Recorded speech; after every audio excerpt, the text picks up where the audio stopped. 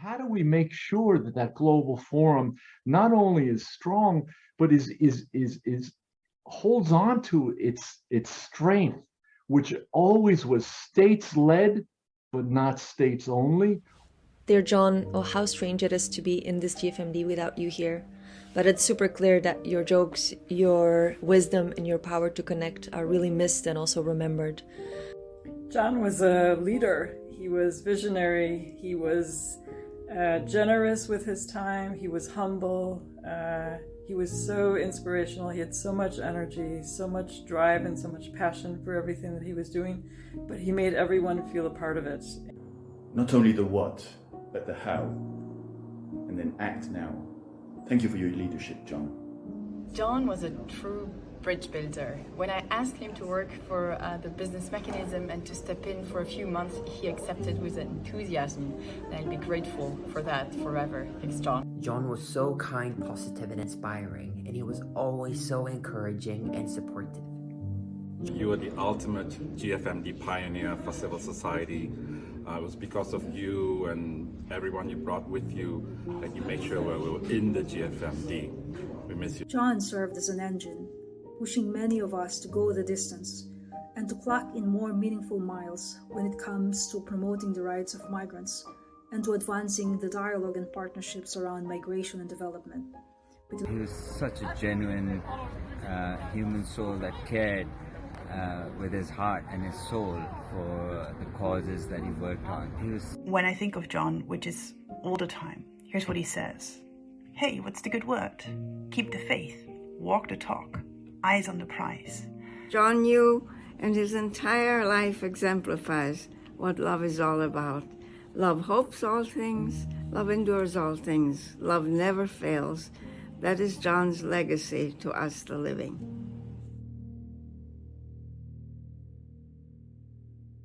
What I want to call the DACA turnaround, and it goes like this. It's a great dance step.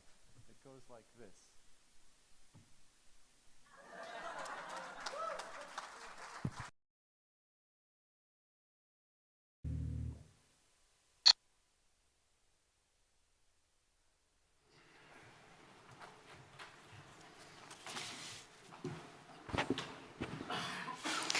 Thank you, Excellencies, ladies and gentlemen, for being here with us today. Allow me to begin by thanking the GFMD mechanisms and the government of France for this beautiful initiative. It is an honor to be here and to have the opportunity to welcome John Bingham's family to the GFMD community. We're paying tribute today to a man who touched the lives of countless people he didn't know and who didn't know him. But for those of us who worked with John, he was an unforgettable presence. John worked tirelessly on behalf of a group of people who are often unwelcome. Too frequently, we talk of migration as if it is a phenomenon, a force to be managed and administered. John talked of migrants, not migration. And when he talked of migrants, you always knew he meant the individuals the word represented. Not just those huddled in camps, stuck at borders, trapped in airports, but also those leading meaningful lives in new communities around the world.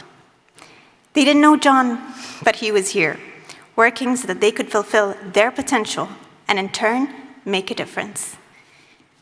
What made John unforgettable, though, was the way he worked for them. He did it with charm. He was witty, made jokes, was unfailingly kind. Irrespective of which side of the aisle you stood on, he would disarm you. When finally the request came for help with this project or funds for that cause, you didn't just say yes. You were pleased to say yes.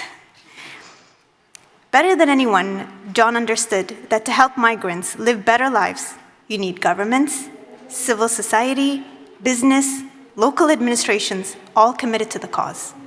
And what better way to get them to commit to the cause than by sharing your own humanity? John's legacy is a stronger, better GFMD. He helped to turn it from a forum into a community of partners who think together, work together, act together. He broke down so many barriers and helped build so much trust. I'd also like to take this opportunity to personally thank the family. Thank you for sharing John with us. He inspired me professionally and impacted me personally. I remember vividly the day we wrapped the UAE chairmanship of the GFMD. The first email I received was from John. I remember thinking, I just finished, and I received an email already. I opened it hesitantly, and I'm so glad I did. It made me smile ear to ear. If I may, I'd like to share it with everyone. It was John all over. And I'm sure if he was with us today, France would have received a similar email. And here it goes. To Alex and all the stars, bravo. Thank you for one of the fine global forums. From one who has tried, in a scale about 1 to 1,000th your stress, infinite moving pieces, and I'm guessing, possibly even a few planetary egos here or there to manage, pure congratulations to you. And thank you for your trust and patience with me. I hope someday to be able to return even a portion of the great competence and kindness you overextended yourselves in my regard this year. Enjoy your rest. John, thank you so much.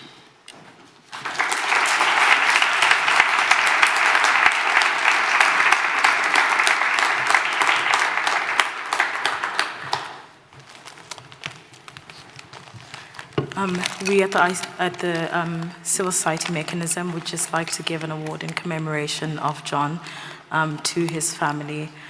So this says, in commemoration of John K. Bingham, for a lifetime of service to migrants and for building bridges within the GFMD. Thank you. Thank you very much.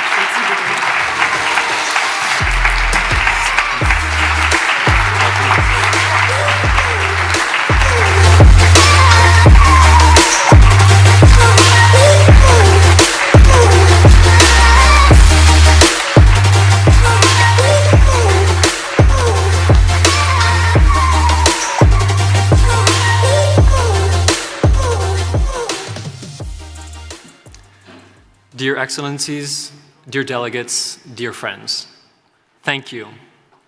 Thank you all for this beautiful ceremony in honor of the late, the great John Kennedy Bingham. Our family is deeply moved by this commemoration and by this magnificent award attributed to your colleague, your friend, my father. Many of you knew him well, so you know that John Bingham would certainly have balked at the idea of being put in the spotlight this way. Well, to be perfectly honest, in his heart of hearts, he would also have been very proud. But his priority was always the other with a capital O. He was endowed with a rare sense of altruism. Now, I'd like to highlight two lessons from John Bingham's life, two virtues that he embodied with vigor and enthusiasm. First of all, he was a great listener. And I want to take a moment to reflect on this.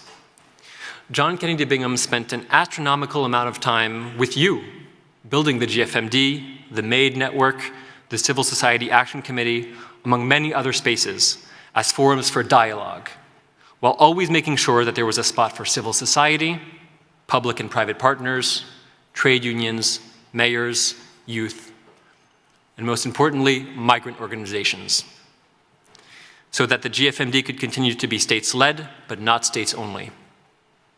And he was very good at dialogue. Now, there are always two rules in dialogue. One speaks, one listens, and vice versa. John Bingham, he was quite the talker.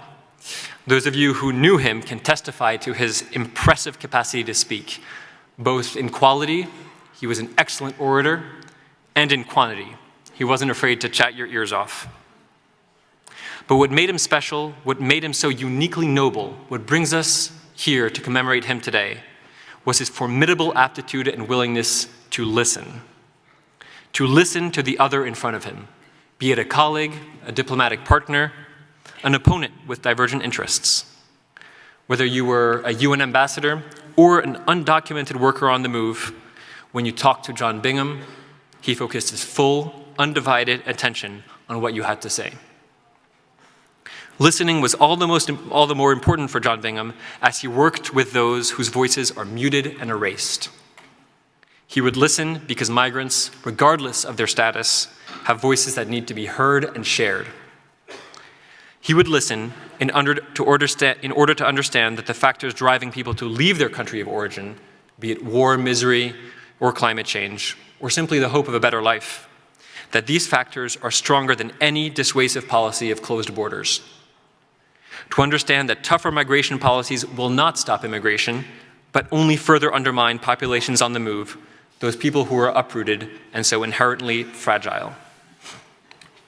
He would actively listen to understand that it is urgent to increase the number of legal pathways rather than restrict them, to understand that undocumented migrants' rights to health care must be guaranteed rather than suppressed to satisfy nationalist impulses, to understand that a quota-based immigration policy will only lead to a cold, inhumane sorting of people, regardless of their individual situations, to understand that migrants also have a right to work and to social welfare, because migrants' rights are human rights.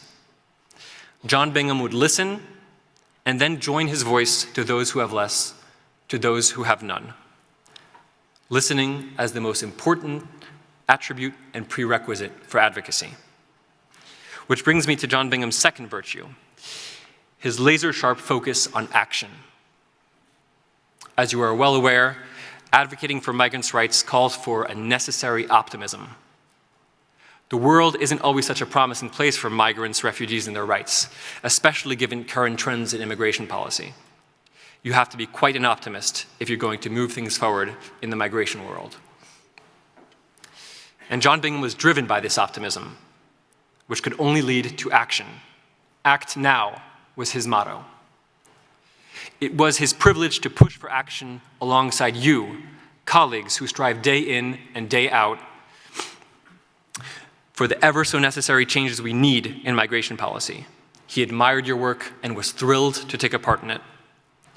And that's because your work led to moments like these, the GFMD. Moments for dialogue, yes, but also crucial moments for real-world policy impact. Moments that lead to substantive and substantial change on the ground. Moments that can even lead to global compacts. Moments that lead to protecting, assisting, and yes, in fact, saving lives. There are many lessons to be learned from John Bingham's extraordinary life. If there's one I'd like to impress on you today, it's that urgency to act, to reach the objectives we collectively set for ourselves, and to act together through these moments of dialogue. In the wake of your colleague and friend, this tremendous advocate, who I am so very proud to call my father, it is our duty and John Kennedy Bingham's legacy to strive onwards, taking the time to listen, and then acting with urgency to fight for a politics of welcoming and generosity. As my father put it, refugees and migrants may lose many things when they move, but never their human rights and dignity. Let's make sure we guarantee that.